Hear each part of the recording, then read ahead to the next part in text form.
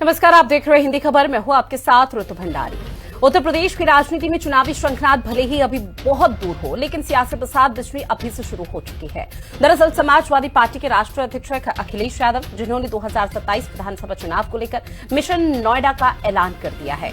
28 और 29 मार्च को गौतम बुद्ध नगर के दादरी से समाजवादी समानता भाईचारा रैली और पीडीए भागीदारी यात्रा की शुरुआत करते हुए अखिलेश यादव बीजेपी के मजबूत गढ़ को चुनौती देने के साथ ही नोएडा से जुड़े पुराने सियासी मिथकों को भी तोड़ने की तैयारी में है। अब राजनीतिक विश्लेषकों के मुताबिक जिस नोएडा को कभी सत्ता के लिए अशुभ माना जाता रहा, वहीं से अब चुनावी अभियान शुरू करना समाजवादी पार्टी की बदली हुई रणनीति का संकेत देता है। मुख्यमंत्री रहते हुए अखिलेश यादव ने इस मिथक के कारण नोएडा से दूरी बनाए रखी थी, लेकिन अब वो इसे अंधविश्वास मानते हुए सीधे मैदान में उतरने जा रहे हैं। पार्टी को 2012 की याद भी है, जब नोएडा से निकली साइकिल यात्रा ने पूर्ण बहुमत की सरकार का रास्ता खोला था। मायावती ने भी नोएडा से दूरी बना रखी थी। जो भी मुख्यमंत्री अपने कार्यकाल में नोएडा के दौरे पर आया है, वो अगला चुनाव हार जाता है, ये मिथ पाले हुए थे। मगर मुख्यमंत्री योगी आदित्यनाथ ने इस मिथ को तोड़ दिया। बीजेपी का दावा यह है कि अखिलेश कितनी भी कोशिश कर ले, वो विधानसभा चुनाव में बीजेपी को नहीं हरा पाएंगे। इस बार अखिलेश यादव अपने विशेष रथ पर सवार होकर संविधान बचाओ पीडीए बचाओ के नारे के साथ प्रदेशव्यापी दौरा करेंगे। पिछड़ा, दलित और अल्पसंख्यक समीकरण को और मजबूत करने की कोशिश समाजवादी पार्टी की चुनावी रणनीति का केंद्र है। खासकर लोकसभा 2024 में मिले उत्साहजनक परिणामों के बाद पश्चिमी उत्तर प्रदेश समाजवादी पार्टी के लिए लंबे समय से चुनौती बना रहा। 2022 में बीजेपी ने गौतम बुद्ध नगर की सभी सीटें जीतकर अपनी पकड़ को मजबूत साबित किया। ऐसे में दादरी से शुरुआत को कमजोर किले के ताकत में बदलने की कवायद माना जा रहा है। अब गुर्जर सम्मेलन, बूथ स्तर के सर्वे और सक्रिय नेताओं को आगे लाने जैसे कई कदमों के जरिए समाजवादी पार्टी संगठन को धार देने में जुटी है। अखिलेश यादव के इस दाव ने अब ये साफ कर दिया है कि 2027 की जंग के लिए सियासी तापमान अभी से बढ़ने लगा है। माननीय राष्ट्रीय अध्यक्ष अखिलेश यादव जी का निर्णय होगा उत्तर प्रदेश के किस जिले से शुरुआत करना चाहते हैं। वो नोएडा से करना चाहेंगे तो भी समाजवादी पार्टी पहले भी कर चुकी हुई है। समाजवादी पार्टी को इसका परिणाम भी मिला हुआ है। समाजवादी पार्टी 2012 से लेकर के 2017 तक सत्ता में रहने का भी कार्य किया हुआ है, जनहित के मुद्दे का कार्य किए हुए हैं। वर्तमान समय में समाजवादी पार्टी माननीय राष्ट्रीय अध्यक्ष श्री अखिलेश यादव जी के नेतृत्व में जनहित के मुद्दों को लेकर के मुखर है। हम सड़क से लेकर के सदन तक लड़ने का कार्य करते रहेंगे और 2027 में जो जनता की समस्याएं हैं उनका निदान करते हुए हम जनता के बीच में जाएंगे, जनता का आशीर्वाद लेने के लिए।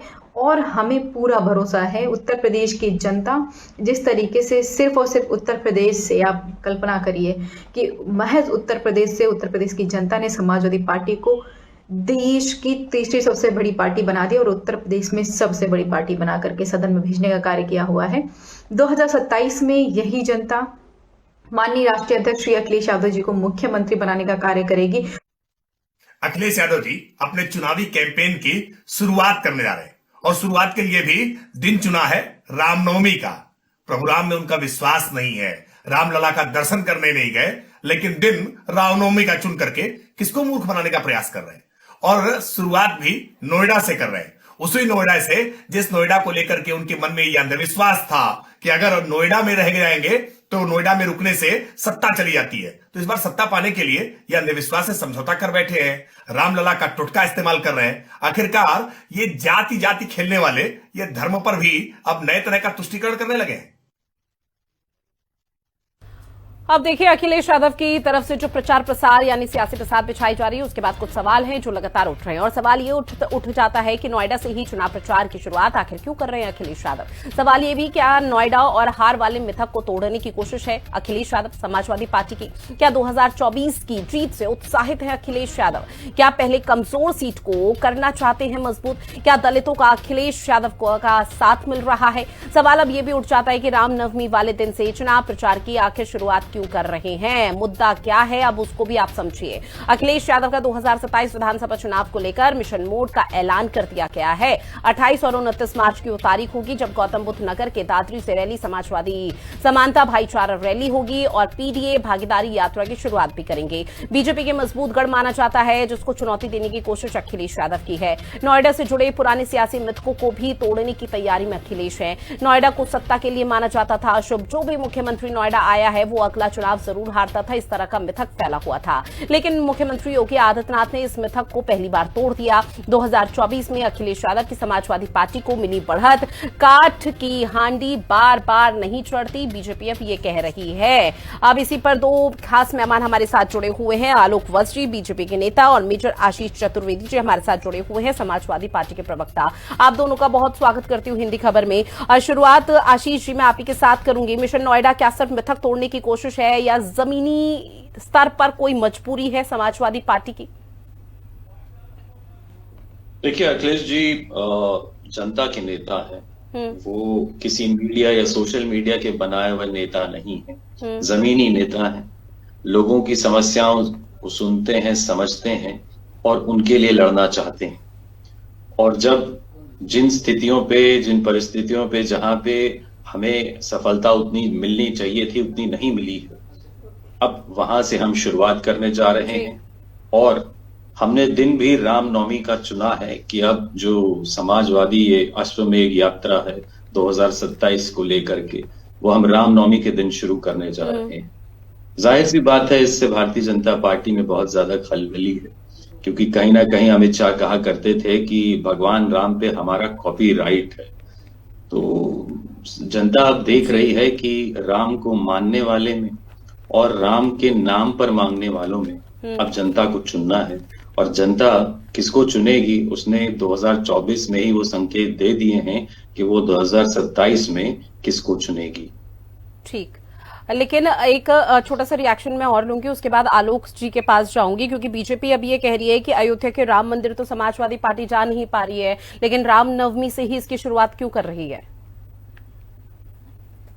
देखिए, सनातन धर्म में ये चीज सबसे ज्यादा मानी जाती है कि ईश्वर जो है वो सब जगह है। केवल भाजपा के लिए ये होता है कि मंदिर में जाके फोटो खिंचाओ तभी हम पुजारी दिखेंगे, या अपनी माँ के साथ जो है फोटो कभी कभी मिलो और उस फोटो को वायरल करो। ये वो चीजें हैं जिनको समाजवादी पार्टी ऐसे राजनीति नहीं करती है कि यदि मैं अपनी माँ से मिलूं तो मुझे उसकी फोटो सोशल मीडिया और मीडिया पे देनी है, या मैं मंदिर जाऊं तो मुझे वो सोशल मीडिया पे उसका प्रचार करना है।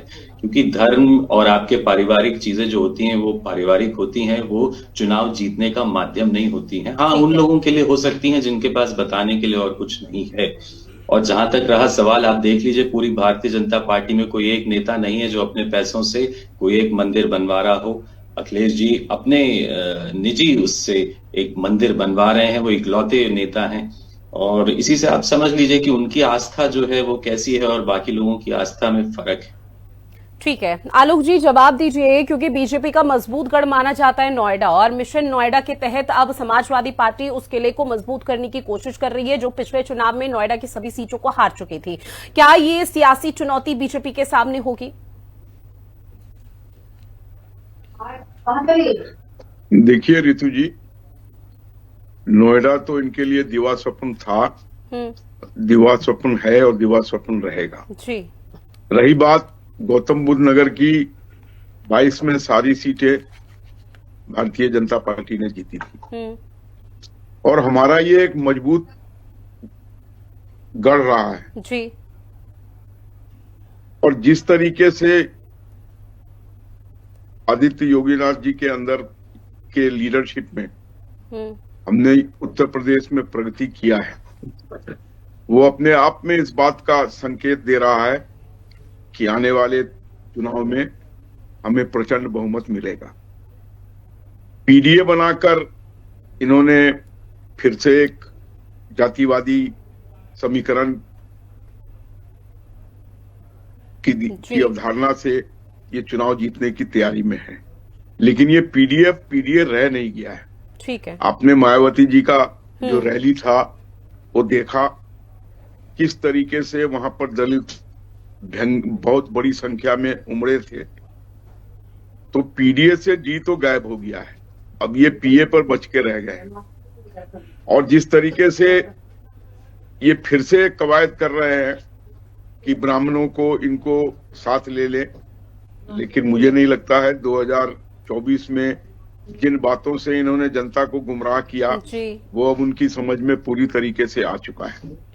इन्होंने कहा कि मोदी जी आएंगे तो कॉन्स्टिट्यूशन में फेरबदल करेंगे और दलितों का, शेड्यूल ट्राइब का ये रिजर्वेशन कम कर देंगे जी। वो बात कुछ असर कर गई वहां के लोगों में, लेकिन आपने उसके बाद का परिणाम देखा जो उपचुनाव हुए हैं, उसके बाद हरियाणा हुआ, दिल्ली हुआ, महाराष्ट्र हुआ, वहां पर लोगों ने किस प्रचंड बहुमत से भारतीय जनता पार्टी को जीत हासिल कराया। तो अब ये मिथक टूट चुका है, लोगों के समझ में आ चुका है कि ये गुमराह करने वाली बातें थी और हम सबका साथ सबका विकास करने वाले लोग हैं। किसी वर्ग को, किसी जात को हमने उससे अलग नहीं किया है और जो भी हमारी जन कल्याणकारी योजनाएं हैं उसका 100% लाभ जनता को मिला है और आगे भी मिलता रहेगा। ठीक है सर, लेकिन यहाँ पे माफी सर आपको बीच में इंटरप्ट किया, लेकिन सवाल अब ये भी उठ रहा है कि 2022 में नोएडा की सभी सीटों को क्लीन स्वीप किया था, जिसकी वजह से समाजवादी पार्टी अभी से मिशन नोएडा में जुट गई है। लेकिन 2024 लोकसभा के परिणाम भी तो हम सब ने देखे, जहां पर आप लोग 400 पार का नारा लगा रहे थे, लेकिन किस तरह की स्थिति रही और समाजवादी पार्टी ने उत्तर प्रदेश में यहां पर भारी सीटें जीती थी। तो अब ऐसे में ये सियासी चुनौती नहीं है तो और क्या है? क्या आप लोगों की तरफ से आत्ममंथन किया जा रहा है? क्योंकि समाजवादी पार्टी तो पूरे कॉन्फिडेंस में है कि इस बार नोएडा उन्हीं के नाम। देखिए रितु जी, हम ऐसी पार्टी है जो 365 दिन 48 घंटे चुनावी मोड में रहते हैं और चुनावी तैयारी में रहते हैं। हमारे जो देवतुल्य कार्यकर्ता हैं और जो हमारे नेतागण हैं वो लगातार जनता से संपर्क में रहते हैं। तो चुनाव कभी भी हो जाए हम सदैव तैयार हैं और हम चुनाव में लोगों के पास जाते हैं अपने किए हुए कार्यों की बदौलत। हम कोई जातिवाद का नारा देकर या धर्म का नारा देकर नहीं जाते हैं उनके पास, हम अपने कार्यों को प्रदर्शित करते हैं जिससे जनता लगातार लाभान्वित हो रही है, विश्वास उसको हम पर हो रहा है। और आप देखिए जितनी भी जगह हैं हम रिपीट हो रहे हैं जी। Gujarat repeat, Maharashtra repeat, Haryana repeat, Bihar 5वीं बार रिपीट, दिल्ली में हमने आपको डिस्प्लेस किया। तो आज 22 राज्यों में हमारी सरकार है। ये हमारे किए गए कार्यों से संतुष्टि का परिणाम है जनता का और इनका है जातिगत में इनकी चूल्हे हिल रही हैं।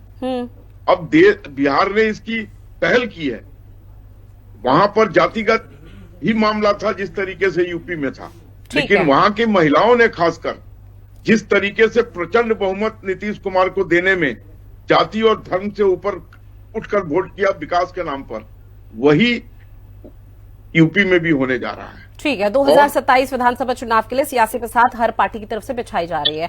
रोहित अग्रवाल जी भी हमारे साथ जुड़ गए हैं, जो कि आरएलटी के प्रवक्ता है। सर, बहुत स्वागत आपका भी हिंदी खबर में। और शुरुआत इसी सवाल के साथ आपसे करूंगी सर। मिशन नोएडा की शुरुआत फिलहाल कर दी गई है, कैसे मिशन नोएडा में काबिज हुआ जाए और सभी सीटों पर यहां पर जीता जा सके, समाजवादी पार्टी ने सियासी बसात बिछा दी है। अब उनका यह कहना है कि हम तो पूरी तरह से तैयार हैं, लेकिन जो मिथ यहां पर पैदा हो रखा है कि अगर नोएडा का दौरा करते हैं प्रचार प्रसार के लिए तो वो सत्ता में नहीं आती, उसी मिथ को तोड़ने की कोशिश अब यहां पर समाजवादी पार्टी कर रही है। इस पर आप लोग क्या सोचते हैं? रितु जी, सबसे पहले तो स्वागत है समाजवादी पार्टी का पश्चिम उत्तर प्रदेश में। और हर राजनीतिक दल को ये पूरी तरीके से हक है कि वो जहां से चाहे वहां से अपनी शुरुआत करे और जहां पे चाहे वहां पे अपने चुनाव प्रचार का अंत करे, पर निर्णायक तो वो जनता ही है। और मैं तो कहूंगा कि अगर ये मिथ उनको लग रहा है कि ये मिथ है कि नोएडा से अगर शुरुआत करेंगे तो कोई जिला बदल के देख लें, वो कहीं और से शुरुआत करके देख लें। परिणाम वही होने वाला है जो जनता तय करेगी। जिस तरीके से वो एनडीए को पूरी तरीके से स्वीकार कर रही है जनता, परिणाम वही होने वाला है। वो अब अगर नई बहाना ढूंढने की कोशिश कर रहे हैं कि साहब वो मिथ था, हमने नोएडा से शुरुआत करके गलती कर दी, तो मुझे लगता है कि उनको शायद ये गलती को सुधार लेना चाहिए चुनाव प्रचार शुरू करने से पहले। खैर कोई बात नहीं। देखिए, जो जाति के नाम पे जो राजनीति कर रहे हैं ये राजनीति अब चलने वाली नहीं है, क्योंकि देश की जनता बिल्कुल पूरी तरीके से तैयार है कि आप खुद की जाति बताना नहीं चाहते हो। खुद आपसे जाति पूछी जाए तो आप भड़क जाते हो। राहुल गांधी जी की जाति कैसे पूछी, आप चिल्लाने लगते हो सदन के अंदर, पर देश के बच्चे की आप जाति जानना चाहते हो। तो ये जातिगत राजनीति जो ये कर रहे हैं, अब ये ध्वस्त हो चुके हैं पूरी तरीके से, और ये कहीं ना कहीं ध्रुवीकरण की राजनीति करने की कोशिश कर रहे हैं, पर ये इसमें सफल होने वाले हैं नहीं। इसके लिए ये पूरी तरीके से तैयार रहें और इनको जहां प्रचार शुरू करना है वहां कर लें। पश्चिम उत्तर प्रदेश की जनता इनको बहुत अच्छी तरीके से जानती है और पश्चिम उत्तर प्रदेश की जनता भली भांति इनके कार्यकल्पों से पूरी तरीके से जागरूक है। वो इनके किसी भी चुनावी प्रचार में या चुनावी जुमले में फंसने वाली नहीं है। ये जिस तरीके से पश्चिम उत्तर प्रदेश की जनता को इन्होंने बांटने का काम किया था, धर्म के नाम से लड़वाने का काम किया था, वो दर्द आज भी जनता के अंदर है। जब राष्ट्रीय लोकदल इनके साथ था तब हमने कोशिश की थी कि इनके लिए हम कुछ स्पेस बना पाए, परंतु इन्होंने अपने क्रियाकलाप सुधारे नहीं और आज भी ये जाति और धर्म के नाम पे ही बातचीत करते हैं। आज भी ये जाति और धर्म के नाम पे वोट पोलराइज करने की कोशिश करते हैं। इनके लिए मुझे तो लगता है, जैसे समाजवादी पार्टी के प्रवक्ता को जो मैं देखता हूं कि चतुर्वेदी जी यहाँ पे बैठे हैं, तो ये क्या कहते होंगे अपने समर्थकों को कि ब्राह्मणों को वोट आखिर दिया क्यों जाए, समाजवादी पार्टी को वोट ब्राह्मणों को कैसे ब्राह्मण वोट देगा। ये तो खुद ही बटन नहीं दबा पाएंगे समाजवादी पार्टी का, क्योंकि जब पीडीए के अंदर इनको सिर्फ और सिर्फ गाली ही मिलने वाली है तो फिर ये क्यों वोट देंगे, क्यों कोई भी जाति किसी को वोट देगी। राजनीति के अंदर जातिगत बात करना ये अपने आप में विफलता का स्वरूप है और विफलता की कहीं ना कहीं आगाज है। और जिस तरीके से जातिगत आधार पे ये राजनीति करने की कोशिश कर रहे हैं, आप यकीन मानिए कि देश अब पिछड़ने वाला नहीं है, देश विकास की राह पे आगे बढ़ चुका है और जाति और धर्म की राजनीति से बहुत ऊपर उठ चुका है। अब किसान चाहता है असली विकास, जो कि हो रहा है एनडीए सरकार के अंदर। जिस तरीके से आज देश और विदेश के अंदर डंका बज रहा है भारत का, वो अब पिछड़ी जातियों के नाम पे या पिछड़ों के नाम पे या धर्म के नाम पे लड़ाने से अब कुछ नहीं होने वाला है। दलितों को तो गाली देने का काम किया इनके नेताओं ने। आजम खान साहब कहा करते थे, बाबा साहब अंबेडकर जी को भूमि माफिया बताया था आजम खान साहब ने।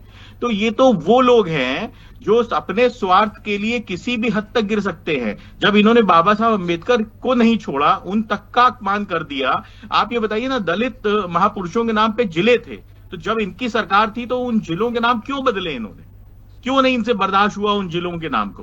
तो ये तो साफ तौर पे इनका चेहरा उजागर देख चुकी है जनता 12 से 17 के कार्यकाल के अंदर, किस तरीके से माफिया राज का स्थापना इन्होंने की थी, किस तरीके से इन्होंने कुछ विशेष लोगों के लिए कहीं ना कहीं कुर्सियां बिछाई थी और जिसके कारण जनता को पूरी तरीके से रौंदने का काम किया था। अब जनता इनके साथ किसी भी हालत में ऋतु जी जाने वाली नहीं है। जनता इनको भली भांति से जानती है और खास तौर से पश्चिम उत्तर प्रदेश की जनता तो इनको बहुत भली भांति जानती है। ये अपनी रैलियां कैंसिल अगर करते हुए आपको ना दिखाई पड़े और हम आप डिबेट में बैठे होंगे कि अखिलेश यादव जी की रैली कैंसिल हुई पश्चिम उत्तर प्रदेश में, क्योंकि ना तो वहां पे आदमी आता है इनकी रैली के नाम पे, ना वहां पे जाति चलती है, वहां पे किसान चलता है। और किसान इनको बहुत अच्छी तरीके से जानता है कि ये किसान की जमीन को हड़पने का काम करते हैं। किसान को देखते ही इनको जमीन के लिए राल टपकना शुरू हो जाती है और किसानों को कुचलने का काम अगर कोई करता है तो समाजवादी पार्टी करता है। इन्होंने तो जिस तरीके से गन्ना किसानों के ऊपर अत्याचार करने का काम किया, किसी से छुपा हुआ नहीं हो। पश्चिम उत्तर प्रदेश की तो रीढ़ की हड्डी है गन्ना किसान, और गन्ना किसानों के साथ जिस तरीके से इन्होंने दोगला व्यवहार किया, वहां पे जिस तरीके से इन्होंने उनकी रीढ़ की हड्डी को तोड़ने का काम किया, सब जानते हैं। मुजफ्फरनगर दंगों की टिस आज भी लोगों के अंदर है, किस तरीके से दो धर्म के लोगों को लड़वाने का सर आशीष जी जवाब दीजिए, क्योंकि ये बात भी सच है कि पीडीए की जब बात होती है तो पश्चिमी यूपी में कहीं ना कहीं पीडीए का जो कैडर है और समाजवादी पार्टी का जो कैडर है वो कमजोर है। देखिए, अभी हमारे आरएलडी के साथी कह रहे थे कि ब्राह्मण क्यों वोट देगा समाजवादी पार्टी को, तो पहले उस बात का जवाब दे देता हूं कि भाई साहब, अखिलेश जी ने जो एशिया का सबसे बड़ा पार्क बनवाया वो किसी मुस्लिम, किसी यादव के नाम पे नहीं बनवाया, बल्कि एक ब्राह्मण जनेश्वर मिश्रा के नाम पे बनवाया। उन्होंने जो अपना पद त्यागा और समाजवादी पार्टी के पास जो आज सबसे बड़ा पद है नेता प्रतिपक्ष का, वो एक ब्राह्मण के पास है, माता प्रसाद पांडे का। उन्होंने जब अपने घर की बहू अपर्णा यादव का टिकट काटा तो वो किसी मुस्लिम, किसी यादव के लिए नहीं काटा, बल्कि एक ब्राह्मण यानी मैं, मेजर आशीष चतुर्वेदी, मेरे लिए काटा। उन्होंने परशुराम जयंती पर अवकाश घोषित किया था, जिसको भारतीय जनता पार्टी की सरकार, योगी जी कितना ब्राह्मणों से प्यार करते हैं हम जानते हैं। उन्होंने उस छुट्टी को रद्द कर दिया कि नहीं, परशुराम जयंती पे कोई छुट्टी नहीं होगी। तो ये वो कारण है जिससे कि ब्राह्मण जो है समाजवादी ठीक है, पार्टी चाहे के कोई साथ- सा भी दल हो, राजनीति के दौरान यहाँ पर जातिवाद होता हुआ नजर आया, लेकिन अभी फिलहाल हर किसी की नजरें 2027 के विधानसभा चुनाव और समाजवादी पार्टी के मिशन नोएडा पर टिकी हुई है। बहरहाल समय की कमी, आप सभी मेहमान हमारे साथ जुड़े, इस महत्वपूर्ण विषय पर चर्चा की, उसके लिए आपके लिए आपका सभी का बहुत शुक्रिया। और खास पेशकश में इतना ही। देश और दुनिया की बड़ी खबरों के लिए आप बने रहेगा हिंदी खबर के साथ। नमस्कार।